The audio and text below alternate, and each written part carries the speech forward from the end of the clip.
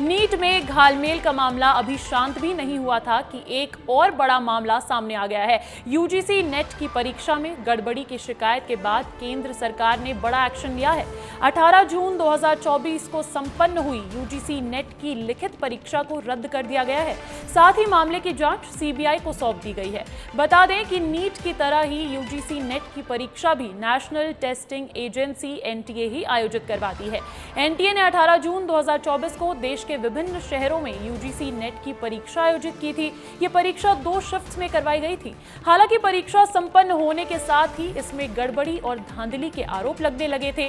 NEET को लेकर हुए विवाद से सीख लेते हुए सरकार ने तत्काल इसे रद्द करने का फैसला ले लिया। साथ ही मामले की जांच सीबीआई को सौंप दी गई है। वहीं इस मामले पर कांग्रेस ने कहा कि मोदी सरकार पेपर लीक सरकार बन गई है। मोदी सरकार युवाओं के भविष्य के साथ खिलवाड़ कर रही है।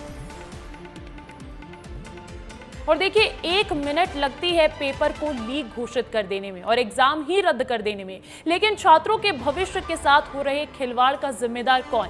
यूजीसी नेट का एग्जाम रद्द होने के बाद विस्तार न्यूज ने इस परीक्षा को देने वाले छात्रों से बातचीत की। छात्रों ने कहा कि हम इतनी मेहनत करके तैयारी करते हैं, घर से किसी तरह से पैसे मंगवाकर दूर शहर में किराए का रूम लेकर रहते हैं, उसके बावजूद अगर पेपर रद्द कर दिए जाते हैं तो हमारा और हमारे साथ हमारे घर वालों का भी मानसिक तनाव बढ़ जाता है। छात्रों की आप बीती और उनकी समस्या सुनिए छात्रों की ही जुबानी। अगर कोई बच्चा, मतलब मैं ही नहीं, कोई भी तैयारी कर रहा है, वो 1 साल से मेहनत कर रहा है प्रॉपर, उसके बाद फिर पेपर दे रहा है, सब कर रहा है, उसके बाद अगर पेपर लीक हो जाता है तो पहली बात तो उसका पूरा 1 साल ख़राब हो गया, उसने तैयारी की वो ख़राब हो गया, और उसको फिर अब अगले साल 1 साल और देना पड़ेगा। हो सकता है किसी की सिचुएशन ना हो कि वो 1 साल और रह सके यहाँ पे, तो पैसे ना हो, बहुत सी चीज़ें होती हैं। तो ये सब चीज़ें नहीं होनी चाहिए। गवर्नमेंट को सोचना चाहिए, अच्छा कुछ वो लाना चाहिए जिससे कि ये सब बंद हो सके। कहीं ना कहीं कुछ तो गड़बड़ है तभी हो रहे हैं। हाँ, और क्या, ध्यान नहीं दिया जा रहा है इन चीज़ों पे। मानसिक आर्थिक दोनों रूप से सर हम लोगों के लिए विचारणीय है, और थोड़ा सा सर आर्थिक तंगी के कारण और सारा दिक्कत जाता है सर। जैसे अभी साल भर से तैयारी कर रहे थे, एक तरीका होता है सर कोई भी तैयारी करने का। हम पहले ही सोच लेते हैं कि सर इतने दिन में हमको अपना कवर करना है सिलेबस। अब सर पता चला कि किसी कारण से एग्ज़ाम कैंसिल हो गया, तैयारी का सर जो शेड्यूल होता है पूरा चेंज करना पड़ता है सर। वो मानसिकता से उभर ही नहीं पाते सर। फिर उससे फिर हो सकता है जो अपन 4 महीने बाद दोबारा हो सकता है एनटीए दोबारा करवाए एग्ज़ाम, लेकिन सर वैसी प्रिपरेशन शायद दोबारा से ना हो पाए। जैसे तैसे एग्ज़ाम दे के वापस घर गए तो दोबारा पता चला सर 1 दिन नहीं हुआ कि एग्ज़ाम कैंसिल। तो सर आर्थिक दिक्कत जाती है सर। एग्ज़ाम हुआ, एग्ज़ाम होने के बाद पता चला कि कट ऑफ दोगुना नहीं तिगना चौगुना जा रहा है। जैसे कि मेरे 580 मार्क्स बन रहे हैं, तो एमपी में नीट के लिए इस मार्क्स के लिए अच्छा कॉलेज मिल जाता है गवर्नमेंट के हिसाब से। बट जो जैसे रैंक 580 में 30,000 से 35,000 तक होती थी, अब 1 लाख तक पहुंच चुकी है। पर सुसाइड कमिट करते हैं क्योंकि इतने साल से मेहनत कर रहे हैं और बाद में पता चलता है कि एग्ज़ाम कैंसिल हो गया है, तो बच्चा कहाँ जाए। प्रधानमंत्री नरेंद्र मोदी 2 दिन के लिए जम्मू कश्मीर के दौरे पर हैं। यहाँ वो युवा सम्मेलन में शामिल होंगे। साथ ही साथ इस बार नमो का योग कश्मीर में होगा। क्या खास बातें रहने वाली है पीएम के इस दौरे की, समझिए इस रिपोर्ट में। तीसरी बार प्रधानमंत्री बनने के बाद नरेंद्र मोदी की जम्मू कश्मीर की ये पहली यात्रा है। खास बात यह है कि पीएम मोदी इस बार जम्मू कश्मीर में अंतर्राष्ट्रीय योग दिवस मनाएंगे। वो श्रीनगर की डल झील के किनारे योग दिवस मनाएंगे। अपने 2 दिवसीय दौरे पर पीएम तमाम कार्यक्रमों में शामिल होंगे। उनके इस 2 दिवसीय यात्रा की शुरुआत आज शाम 5:30 बजे से होगी, जब वो श्रीनगर पहुंचेंगे। फिर योग दिवस से पहले पीएम मोदी आज शाम 6 बजे युवाओं के एक कार्यक्रम में शामिल होंगे और ये कार्यक्रम श्रीनगर के शेरे कश्मीर इंटरनेशनल कन्वेंशन सेंटर में होगा। युवाओं को सशक्त बनाना, जम्मू कश्मीर को बदलना होगा कार्यक्रम का नाम। उसके बाद पीएम मोदी अपनी इस यात्रा के दौरान जम्मू कश्मीर को 3500 करोड़ के प्रोजेक्ट्स की सौगात देंगे। तकरीबन शाम 6:30 बजे 3500 करोड़ के योजनाओं की नींव और उद्घाटन होगा। कल सुबह 6:30 बजे योग दिवस का कार्यक्रम आयोजित किया जाएगा। 21 जून की सुबह 6:30 बजे अंतर्राष्ट्रीय योग दिवस पर श्रीनगर में योग कार्यक्रम में शामिल होंगे पीएम मोदी। हाल ही के दिनों में केंद्र शासित प्रदेश में कुछ आतंकवादी घटनाएं भी हुई हैं। पीएम के दौरे को देखते हुए पूरे श्रीनगर को रेड जोन घोषित कर दिया गया है। योग दिवस की तैयारी और पीएम के आगमन को लेकर जम्मू कश्मीर के उपराज्यपाल मनोज सिन्हा का भी बयान सामने आया है। जम्मू कश्मीर के लिए और हम सब लोगों के लिए बड़े सौभाग्य की बात है कि इस बार माननीय प्रधानमंत्री जी अंतर्राष्ट्रीय योग दिवस के दिन श्रीनगर उपस्थित रहेंगे और डल लेक के किनारे 7,000 से ज्यादा योग प्रेमियों के साथ योग करेंगे। बता दें कि प्रधानमंत्री साल 2015 से हर साल योग दिवस पर आयोजित समारोह का नेतृत्व करते रहे हैं। उन्होंने दिल्ली, चंडीगढ़, देहरादून, रांची, लखनऊ, मैसूर और यहां तक कि न्यूयॉर्क में संयुक्त राष्ट्र मुख्यालय सहित विभिन्न प्रतिष्ठित स्थानों पर योग दिवस समारोह का नेतृत्व किया है। इस साल योग दिवस का विषय है स्वयं और समाज के लिए योग और ये व्यक्तिगत व सामाजिक कल्याण को बढ़ावा देने में दोहरी भूमिका पर प्रकाश डालता है। पीएमओ ने कहा कि ये आयोजन जमीनी स्तर पर भागीदारी और ग्रामीण क्षेत्रों में योग के प्रसार को प्रोत्साहित करेगा और पीएम का जम्मू कश्मीर में पहुंचकर योग करना अपने आप में शांति का संदेश देने वाला है।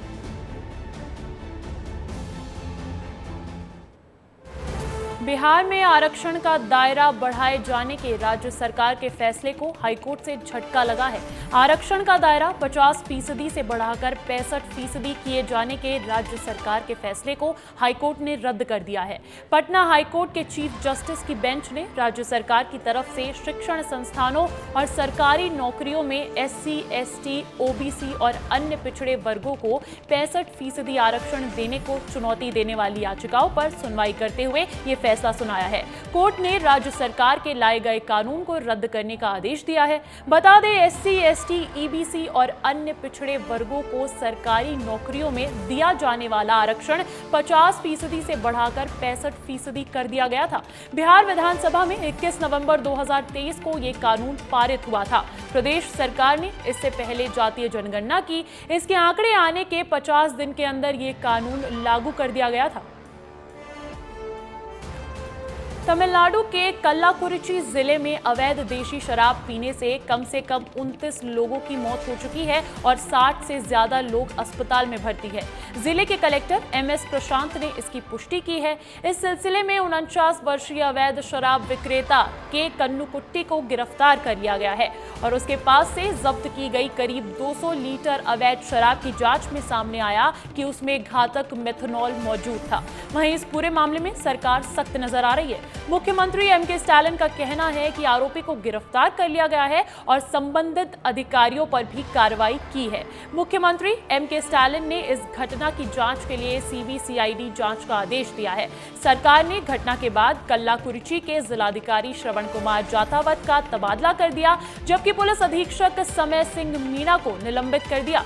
9 अन्य पुलिस कर्मियों को भी निलंबित कर दिया गया है, जिनमें कल्लाकुरिची जिले के मद्य निषेध शाखा के भी पुलिसकर्मी शामिल हैं। मध्य प्रदेश में मुख्यमंत्री डॉक्टर मोहन यादव अपने दिल्ली दौरे के दौरान आज प्रधानमंत्री नरेंद्र मोदी से मिले हैं। लोकसभा चुनाव से मिली जीत के बाद तीसरी बार पीएम बनने के बाद मोहन यादव और पीएम मोदी की ये पहली मुलाकात थी। मुलाकात के दौरान सीएम मोहन यादव और पीएम मोदी के बीच कई मुद्दों पर चर्चा भी हुई। मुलाकात के बाद सीएम डॉक्टर मोहन यादव ने क्या कुछ कहा, सुनवाते हैं आपको। यशस्वी प्रधानमंत्री को तीसरे कार्यकाल की बधाई भी दी, उन्होंने आशीर्वाद भी दिया और मध्य प्रदेश सरकार के प्रति प्रसन्नता व्यक्त करते हुए हमारा परफॉर्मेंस भी ठीक अच्छे से लिया।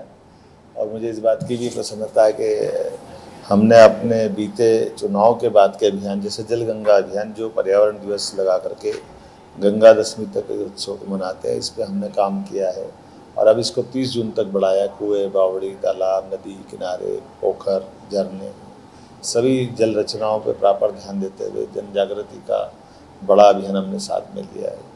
इसकी जानकारी माननीय प्रधानमंत्री जी को दी है। यशस्वी प्रधानमंत्री के नेतृत्व में हमारे 2 नदी जोड़ो अभियान बड़े उनके माध्यम से मंजूर हो चुके हैं। 21 जून यानी कल 10वां अंतर्राष्ट्रीय योग दिवस मनाया जाएगा। इस मौके पर प्रदेश भर में कार्यक्रमों का आयोजन किया जाएगा। जिला स्तरीय कार्यक्रमों में उप मुख्यमंत्री, मंत्री और राज्य मंत्री मुख्य अतिथि होंगे। मुख्यमंत्री डॉक्टर मोहन यादव भोपाल और उज्जैन में योग कार्यक्रम में शामिल होंगे। वहीं राजेंद्र शुक्ल रीवा में और जगदीश देवड़ा मंदसौर में आयोजित कार्यक्रम में शामिल होंगे। देशवासियों को, पूरे विश्व को योग दिवस की बहुत बहुत बधाई, शुभकामना। यशस्वी प्रधानमंत्री ने जब से योग दिवस प्रारंभ किया, पूरे विश्व में योग की जानकारी भी आई और योग के माध्यम से निरोग होने का एक बड़ा अभियान चला है। हमारी सरकार भी इसमें बढ़ चढ़कर हिस्सा ले रही है। कल पूरे प्रदेश के सभी मंत्रिमंडल के सदस्यों को हमने जिलों का आवंटन भी किया है। जहां हमारे मंत्री नहीं हैं वहां प्रशासनिक अधिकारियों को ये जवाबदारी दी है। एक और अभियान भी हमने चालू किया है, श्री अन्न संवर्धन प्रोत्साहन अभियान पूरे प्रदेश के लिए, वो भी कल से प्रारंभ कर रहे हैं। छत्तीसगढ़ में भी अंतर्राष्ट्रीय योग दिवस जोरों शोरों से मनाया जाएगा। अंतर्राष्ट्रीय योग दिवस के मौके पर राजधानी रायपुर के साइंस कॉलेज मैदान में मुख्यमंत्री विष्णुदेव साय योगाभ्यास करेंगे। वहीं डिप्टी सीएम अरुण साव कोरबा में योग कार्यक्रम में शामिल होंगे। इसके साथ ही मंत्री, सांसद और विधायक अलग अलग जिलों में होने वाले योग कार्यक्रम में शामिल होंगे। इस कार्यक्रम पर डिप्टी सीएम अरुण साव का बयान भी सामने आया है। क्या कहा है उन्होंने, सुनवाते हैं आपको। छत्तीसगढ़ में भी स्थान स्थान पर कल योग दिवस का कार्यक्रम आयोजित किया है।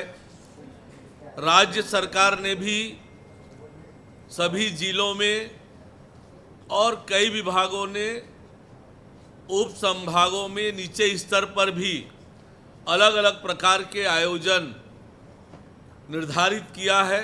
माननीय मुख्यमंत्री विष्णुदेव साय जी रायपुर में विभिन्न कार्यक्रमों में शामिल होंगे। मैं स्वयं कल कोरबा में रहने वाला हूं। कुल मिलाकर कल अंतर्राष्ट्रीय योग दिवस पूरे छत्तीसगढ़ में बहुत जोर शोर से आयोजित किया जा रहा है। राजधानी भोपाल के प्रदेश कार्यालय में बैठकों का दौर जारी है। आज इस सिलसिले में एक और बैठक हुई जिसमें भोपाल सांसद आलोक शर्मा, विधायक भगवान दास सबनानी, रामेश्वर शर्मा सहित कई बड़े नेता शामिल हुए। बैठक को लेकर भोपाल जिला अध्यक्ष सुमित पचौरी ने कहा, आज पूरे मध्य प्रदेश में जिला की समिति की बैठक हुई जिसमें लोकसभा चुनावों के परिणामों की समीक्षा की गई। पूरे मध्य प्रदेश में संगठन ने प्रत्येक जिले में जिला कार्य समिति का कहा था, तो आज संपूर्ण मध्य प्रदेश में जिला कार्य समिति की बैठक आयोजित हो रही है जिसमें हम लोकसभा चुनाव के परिणाम, जो कि भोपाल में बहुत अच्छा परिणाम रहा, उसके लिए भी कार्यकर्ताओं से समीक्षा करेंगे और आगामी संगठनात्मक कार्यक्रम के लिए, चूंकि चुनाव हो गया, भाजपा का कार्यकर्ता तो सतत संगठन के काम में लगा रहता है, आने वाले संगठन के कार्यक्रम के लिए आज बैठक आयोजित की गई है और चुनाव की समीक्षा हेतु भी। अमरवाड़ा विधानसभा उपचुनाव के लिए कांग्रेस प्रत्याशी धीरन शाह इनवाती ने अपना नामांकन पत्र दाखिल किया। बुधवार को ही बतौर पार्टी उम्मीदवार उनके नाम की घोषणा की गई थी। इस दौरान कांग्रेस प्रत्याशी के साथ पीसीसी चीफ जीतू पटवारी, नेता प्रतिपक्ष उमंग सिंघार, पूर्व मंत्री सुखदेव पांसे, पूर्व मंत्री सज्जन सिंह वर्मा भी मौजूद रहे। कांग्रेस पार्टी ने शक्ति प्रदर्शन करते हुए अपने प्रत्याशी का नामांकन दाखिल करवाया। छत्तीसगढ़ के बहुचर्चित कोयला घोटाले मामले में आज आरोपियों की कोर्ट में पेशी होगी। आरोपियों के रिमांड आज खत्म हो रही है, जिसके बाद ईओडब्ल्यू आरोपी हेमंत और चंद्रप्रकाश जायसवाल को कोर्ट में पेश करेगी। बता दें, कोल घोटाला मामले को लेकर दोनों आरोपियों को 13 जून को गिरफ्तार किया गया था, जिसके बाद पूछताछ के लिए दोनों को रिमांड पर भेजा गया था। इंदौर के एयरपोर्ट पर कुत्तों के बाद चूहे प्रबंधन की चिंता बढ़ा रहे हैं। इस बीच टर्मिनल में घूम रहे चूहे देख एक यात्री ने वीडियो एक्स पर पोस्ट किया है और एयरपोर्ट की व्यवस्था पर सवाल उठाए हैं। बता दें कि इससे पहले इंदौर एयरपोर्ट पर यात्री को कुत्ते ने काटा था, जिसके बाद अब चूहे प्रबंधन की चिंता बढ़ा रहे हैं। छत्तीसगढ़ में कानून व्यवस्था को लेकर महिला कांग्रेस और एनएसयूआई के कार्यकर्ताओं से प्रदेश सरकार के खिलाफ हल्ला बोल दिया। महिला कांग्रेस कार्यकर्ताओं ने रायपुर में प्रदर्शन किया। इस दौरान कार्यकर्ताओं को रोकने के लिए पुलिस कर्मियों की तैनाती की गई। वहीं प्रदर्शन के दौरान पुलिस और प्रदर्शनकारियों के बीच धक्का मुक्की भी देखने को मिली। अपने बयानों को लेकर हमेशा चर्चा में बने रहने वाले मध्य प्रदेश के राजस्व मंत्री करण सिंह वर्मा का एक भावुक बयान चर्चा में है। एक कार्यक्रम को संबोधित करते हुए करण सिंह ने कहा कि मेरे पास समय बहुत कम है, मुझे दुनिया से जाना है, मुझे काम बहुत जल्दी से करना पड़ेगा क्योंकि दुनिया को हिसाब देना पड़ेगा, जिसका वीडियो सोशल मीडिया पर जमकर वायरल हो रहा है। जो मैंने बीच में बोला सब कलेक्टर कमिश्नर के, जितने मध्य प्रदेश के कलेक्टर कमिश्नर तहसीलदार अनुविभागीय अधिकारी थे, एक गिलास भी पानी मत पी लेना किसी का बेईमान का, अलग से निकाल लूंगा, जब मालूम करा कभी छोड़ूंगा नहीं। तो किसी ने पानी नहीं पिया, मैंने पीएस ने भी पानी नहीं पिया। अब पानी पिया तो मैंने कहा क्यों पानी क्यों नहीं पीते आप? साहब आपने देखा, मैंने कहा मैंने बेईमानी का पानी पीने के लिए मना करा, बेईमानी का, ईमानदारी का भरे 2 गिलास। केंद्रीय राज्य मंत्री बनने के बाद पहली बार तोखन साहू गृह निवास पहुंचे, जहां डिंडोरी से निकलकर मुंगेली और लोरमी का नगर भ्रमण करेंगे, जहां उनके साथ डिप्टी सीएम अरुण साव भी शामिल होंगे। इस दौरान तोखन साहू नगर के पड़ाव चौक में सभा को संबोधित भी करेंगे। इंदौर के भंवरकुआ में रहने वाली एक नाबालिग लड़की ने जहर खाकर जान दे दी। बताया जा रहा है कि एक लड़का बच्ची को परेशान कर रहा था, जिसके खिलाफ थाने में शिकायत भी की गई थी, लेकिन बाद में उसने लड़की को फिर से परेशान करना शुरू कर दिया, जिससे तंग आकर लड़की ने अपनी जान दे दी, जिसकी शिकायत मिलने पर पुलिस ने आरोपी को गिरफ्तार कर लिया है। लोकसभा चुनाव नतीजों में लचर प्रदर्शन को लेकर मल्लिकार्जुन खड़गे ने फैक्ट फाइंडिंग कमेटी बनाई है। मल्लिकार्जुन खड़गे ने 8 राज्यों को लेकर बनाई है ये कमेटी और मध्य प्रदेश की जिम्मेदारी पृथ्वीराज चौहान, सप्तगिरी उल्लाका, जिग्नेश मेवानी को दी गई है। वहीं हार के कारणों के साथ साथ लोकसभा चुनाव में 29 की 29 सीटें हारने के बाद अध्यक्ष की भूमिका को लेकर भी कमेटी जांच करेगी। साथ ही जांच के बाद पार्टी के भीतर मौजूद नुकसान पहुंचाने वाले नेताओं पर भी एक्शन होगा। बता दें कि जीतू पटवारी को लेकर हाई कमान तक कई नेताओं ने पहुंचाई है शिकायत, उसको लेकर भी समीक्षा की जाएगी। तो कई राज्यों में खराब प्रदर्शन से कांग्रेस चिंतित है और छत्तीसगढ़ में भी कमेटी काम करने वाली है। वीरप्पा मोइली और हरीश चौधरी को छत्तीसगढ़ में जांच करने की जिम्मेदारी सौंपी गई है। सदस्य ब्लॉक और बूथ स्तर पर जाकर लगाएंगे हार के कारणों का पता और अब जहां चुनाव संपन्न हो गए हैं, ऐसे में फोकस कांग्रेस पार्टी का समीक्षा पर है। अगली खबर बिजनेस जगत से जुड़ी है, जहां एनवीडिया ने तमाम दिग्गज कंपनीज को पीछे छोड़ दिया है और दुनिया की सबसे वैल्यूएबल कंपनी बन गई है एनवीडिया। क्या कहते हैं स्टैट्स और क्या करती है ये कंपनी, जानिए इस रिपोर्ट में। अमेरिका की सेमीकंडक्टर चिप बनाने वाली कंपनी एनवीडिया माइक्रोसॉफ्ट को पीछे कर दुनिया की सबसे वैल्यूएबल कंपनी बन गई है। एनवीडिया कॉर्प का शेयर मंगलवार 18 जून को $4.6 की तेजी के साथ $135.58 पर बंद हुआ। शेयर में इस तेजी से कंपनी का मार्केट कैप $3.34 ट्रिलियन हो गया है।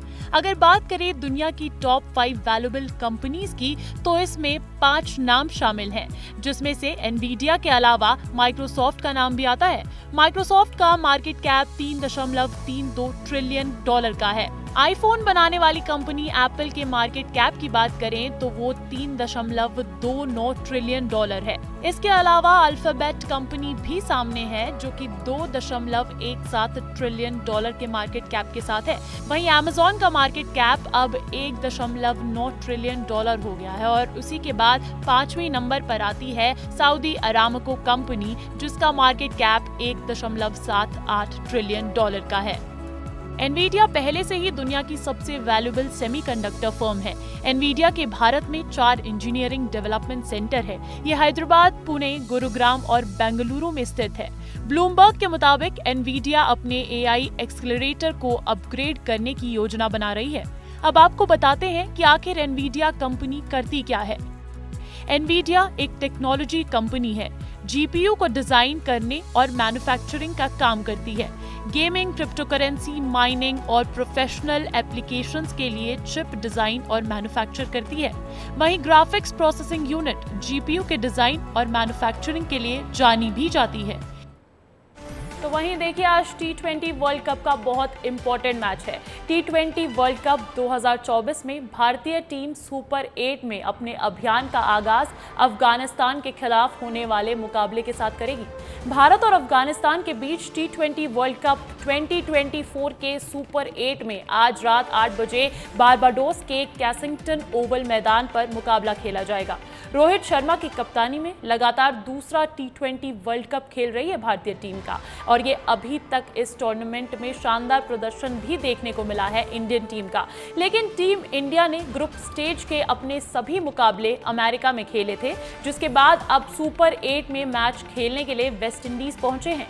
वहीं बात करें अफगानिस्तान की, तो अफगानिस्तान जिन्होंने ग्रुप स्टेज में न्यूजीलैंड को मात देने के साथ सभी को चौंका दिया था, उन्हें अपने आखिरी ग्रुप मुकाबले में वेस्ट इंडीज के खिलाफ करारी हार का सामना करना पड़ा था। दोनों ही टीम्स के पास एक से एक मैच विनर खिलाड़ी मौजूद हैं। ऐसे में मुकाबले के रोमांचक होने की उम्मीद पूरी जताई जा रही है।